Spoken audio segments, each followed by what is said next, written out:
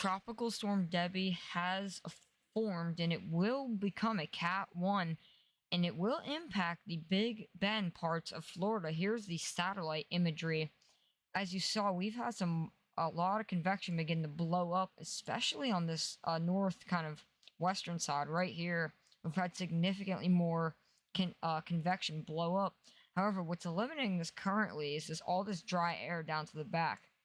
It can't really wrap itself up to create like an eye per se, and that's kind of what is going on right now. And I mean, the coast right here has been battered with storms and tornado warnings all day today. I mean, that's going to just continue as the storm heads up and into the Big Bend, where it will eventually stall up here. It will eventually begin to stall up there, and preferably in kind of this area. It will begin to stall out. It will begin to stall out, and here's the imagery for that. So here it is currently. You'll see it's going to do what Hurricane Beryl did. You'll see about probably a couple hours. You'll kind of see it'll try to wrap up, and that's what Beryl did. It was very disorganized up until the point until it kind of got off the shore where those extremely warm waters are, right off the shore. And when it hits those warm waters, it kind of wraps itself up. You can see here there's a kind of eye that's kind of formed a little bit, and then we have all this kind of precipitation on the backside. This is where it would most likely become a Cat 1, and then upon landfall here, obviously you can see the eye is very predominant. And then we have all those storms on the backside of it here, kind of wrapping into it. This is where it would be the strongest upon landfall, and it's supposed to make landfall right around Perry. So Perry, Florida, which is right around this area, which is near Tallahassee, just a little bit further, kind of south and east. It's supposed to make landfall there, and after making landfall here, you will notice you'll notice that we'll have this tremendous amount of rain already beginning to fall in that high flood-prone areas that was outlined by the National Hurricane Center and the Flood Center. And we'll still have tremendous severe weather going on that backside coming into when it makes landfall. We'll still have tremendous severe weather going. And if we go ahead here further, this is when it will begin to stall. It'll at this point, when it after it makes landfall and the eye kind of gets kind of finicky, it'll continue to move this way, but it's going to slow down, which will cause significant flooding and strong winds that haven't already died out. That will cause some strong winds for this entire area, and predominantly flooding along the coast over here. Predominantly flooding inland, and then storm surge along the coast predominantly. And that's what the same worry is around the Big Bend when it makes landfall, is that storm surge.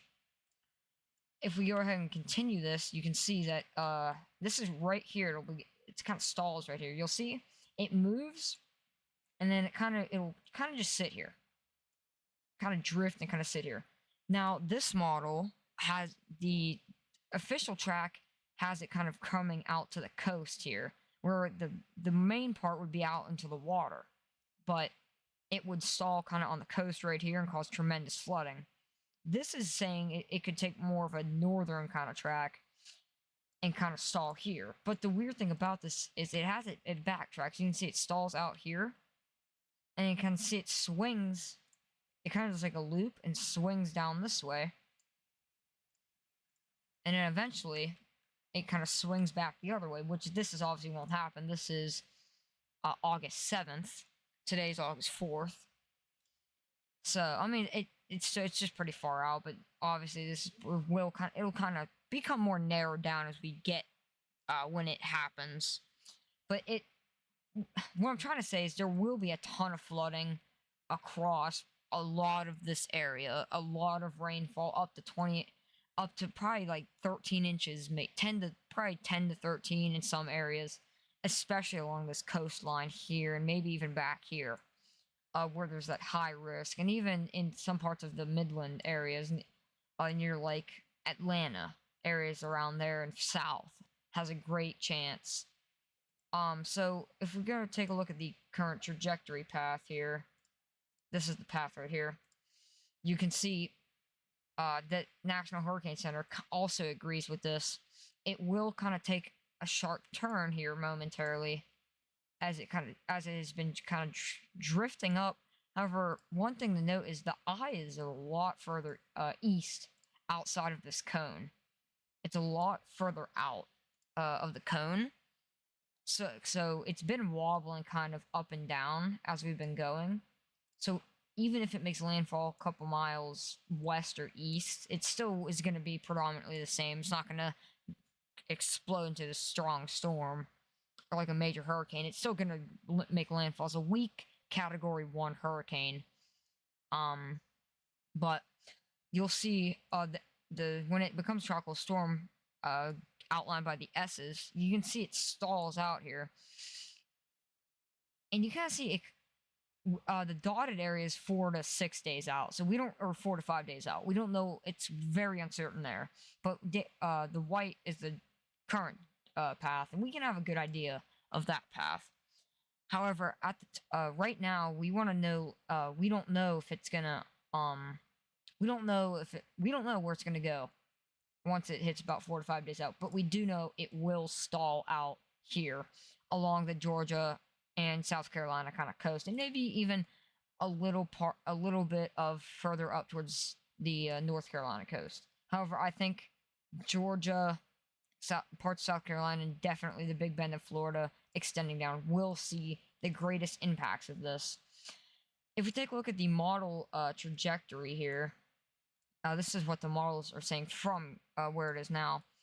We have a good agreement on where it's going to go. So how I said earlier, where it may kind of like spin back, that's not going to happen. Every model saying it's most likely going to come back out of the sea, and then it could take either a hard kind of turn like that, or it may just kind of, when it comes back out of the sea, kind of turn back inland and just go up that way. But most models are going to say it will kind of come back out to sea, which is posing that significant flooding threat right along the Georgia, South Carolina coastline for that area as it kind of takes that turn out to the sea.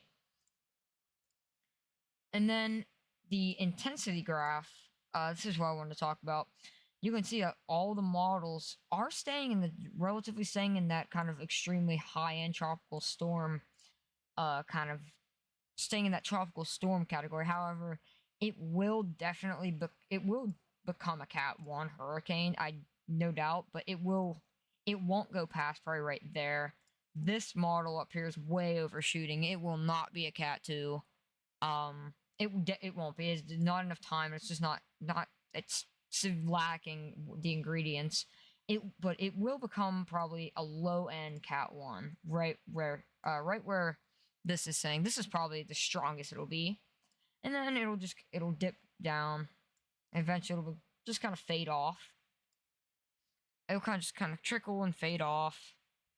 And then I did want to go back to this really fast. I want to take a look at the wind speeds here, for the coastline. So you'll see there will be hurricane force winds all across parts, predominantly this area. We may even see some hurricane force winds a little bit further south down here, towards Tampa, towards Sarasota and everywhere. But I definitely think the highest of the winds will be right in this area where the hurricanes sustained will be. And then on land, you will see kind of where it stalls. There'll still be some 40 to 50s, kind of on that when that eye is still formed. There will be some 40 to 50, 30 to 40s on that kind of backside. But that will be all.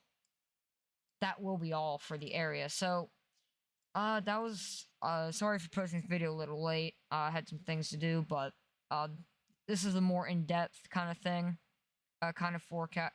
This is an in-depth forecast, and it will be making landfall here either before or at lunchtime tomorrow. So Thank you guys so much for watching. Please, if you haven't already, please like and subscribe, and I will see everybody in the next forecast. Goodbye.